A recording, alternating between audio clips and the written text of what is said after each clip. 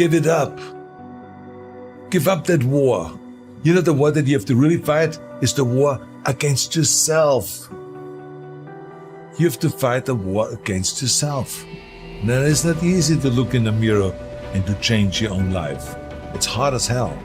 You have to take responsibility. You have to learn new things. You have to feel uncomfortable. Good, because discomfort is how we grow. That's how we become strong. If you run away from discomfort and resistance your whole life, you will always be weak. And most people don't like being uncomfortable. If you don't want to be uncomfortable, please do not pursue success, because success is a very uncomfortable feeling. And I just learned to be comfortable being uncomfortable. Your comfort zone is irrelevant. What matters is, what are you trying to do with your life? Future you is going to give you advice on what to stop, what to start, on what a more courageous action would be. What's the first thing they would tell you to be or do to be more courageous? You ain't gonna have much of a life. If you play it safe, you won't have much of a life. Life is risk. It take courage to pursue your dream. Now, it's gonna cost you something. Most people are not willing to pay what it costs to go after your dream, because you're gonna have to hurt a little bit. And those are the times when you want to run and hide. You gotta be able to find energy. You gotta make up games, make up tricks, make up whatever you can to get to the next evolution of life. All successful people, if they fail by trying greatly, not by playing it safe and wishing and hoping that everything will work out all right in the future. What they do is they take great risks with no guarantee of success, and so can you. Rich people don't sleep 8 hours a day. That's a third of your life. You cannot be sleep 8 hours a day. We do not retreat. We do not give up. We do not surrender. And the reason why most of you are not successful is because every single time stuff's not going your way, you give up, you quit, you let go. And people feel weakness. They feel it. You can feel when somebody's not committed, when they're not all in, when they're not dedicated. If you want freedom, there's going to be an element of risk. There's going to have to be sacrifices made. There's going to have to be late nights, extra hours, persistence, and most importantly, growth. If you don't become someone else, you will not be able to earn your freedom. The person you are right now might not be good enough for the life you want. If you really want it, you're going to have to become someone else. The voice in my head said, you know what, man? You're gonna die never even trying to reach your full potential. And how's that gonna feel? So I'm gonna live even while I'm dead. I'm gonna be, because I believe in a higher power, whatever it may be. I don't know what it is. I believe that your mind lives forever. Some spirit, something lives forever. I'm gonna be haunted by the mere fact that I literally just, that's what I was. You wasted that life. That's what I was, man. You look back and here lies David Goggins, a punk. That's it. And I get to live. So whatever heaven or hell is, you're in hell the rest of your life. The rest of your life. And if there is a God, which I hope to God there is, knowing what I put myself through now, whatever memories I have, if there's any at all, I'll be a happy man. But I knew that I was getting paid for this while I was living or while I was dead. I was getting paid for this, because basically to me, it was a huge sin. I'm basically just gonna sit here and just be a comfortable man and not even try. Wasting your life is a sin, It's right? a sin. It is. I'm not even gonna try. I want you to get over this notion that I find so annoying that so many people have, that success and power in life is dependent on something like genetics. Like some people are born with a larger brain, or they have wealthy parents who are able to send them to the right school, or it's all a matter of luck. What really makes people successful and powerful in life, and it's not just me saying this, I read hundreds of books on the subject, what makes people successful is their degree of motivation. I could repeat it 100 times, but it's true every time I say it. When you are motivated, when you feel yourself emotionally engaged in the subject, you learn faster.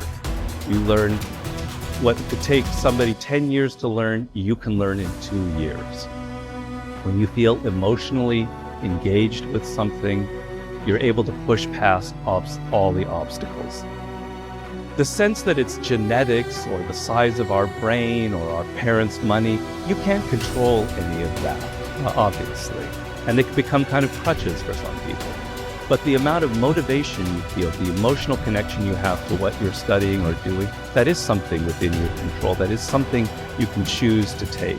And it is, you're going to find people giving you all kinds of great advice about your careers, about where you should go, you know, your MBA, etc.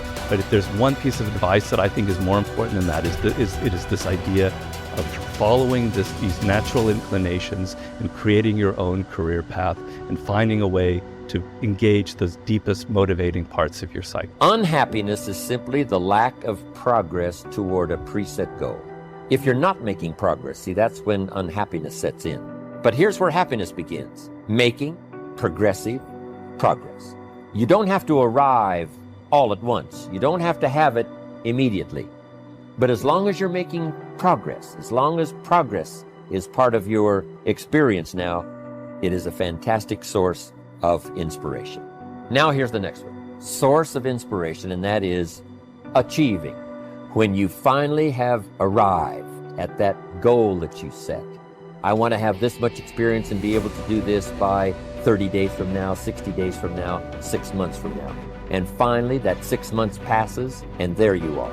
Finally, the time passes, and you have it. Finally, the time passes, and the skill is now beginning to be polished, and it is so unique and effective. Achieving is an incredible source of inspiration. But here's what we notice. When you do achieve, whatever you set out in the beginning, where you decided and planned and you got started and you progressed, when you finally achieve, that achievement is not much more inspiration than when you decided. It's a different kind of inspiration. It's a different kind of feeling to having arrived.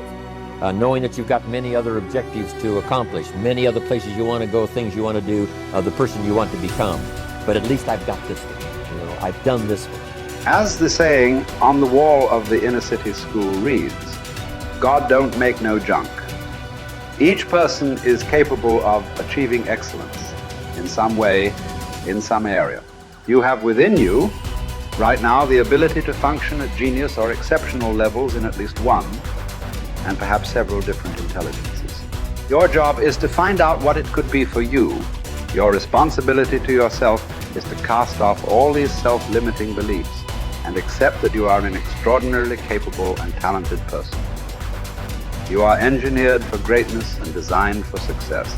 You have competencies and capabilities that have never been tapped.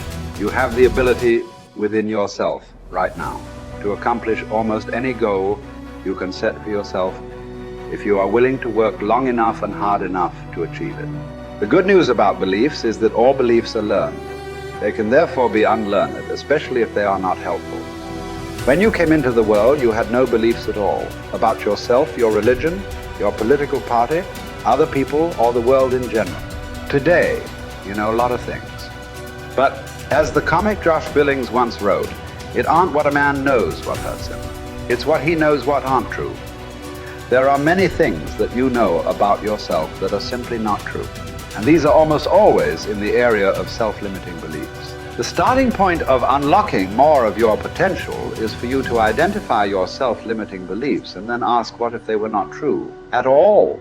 What if you were possessed of an extraordinary ability in an area where you didn't think you were very good at all, such as selling, entrepreneurship, public speaking, or money-making?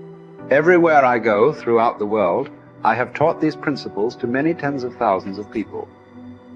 I have filing drawers full of letters from people who had never heard this idea of self-limiting beliefs before.